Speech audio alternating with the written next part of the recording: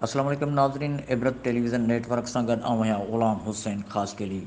नाज़रीन, अवां ताईं ख़बर पहुचाईंदा हलूं त ISPR जे मुताबिक़ शहीद लेफ्टिनेंट कर्नल मोहम्मद हसन हैदर जी जनाज़े नमाज़ रावलपिंडीअ में अदा कई वई। जनाज़े नमाज़ में निगरान वज़ीर आज़म Anwaar ul Haq Kakar, army chief general Syed Asim Munir समेत पाक फ़ौज जे ऑफिसरनि, शहरियुनि, शहीद जे माइटनि शिरकत कई।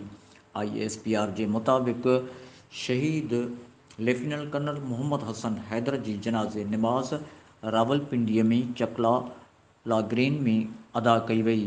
जनाज़े नमाज़ में निगरान वज़ीर आज़म Anwaar ul Haq Kakar, army chief general Syed Asim Munir, chairman joint chief staff committee, निगरान वज़ीर दिफ़ा समेत पाक फ़ौज जे ऑफिसरनि, जवाननि, शहरियुनि ऐं शहीद जे माइटनि शिरकत कई।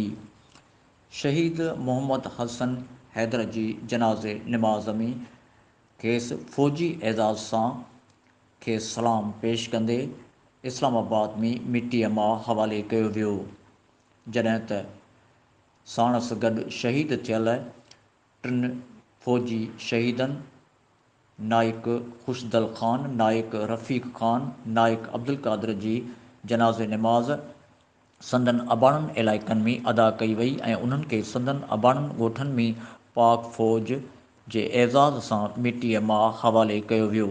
ISPR जे मुताबिक़ शहीद फ़ौजियुनि वादीअ तीरा में दहशतगर्दनि सां मुक़ाबिलो कंदे शहादत हासिल कई, जॾहिं त टिनि दहशतगर्दनि खे जहन्नम रसीद कयो।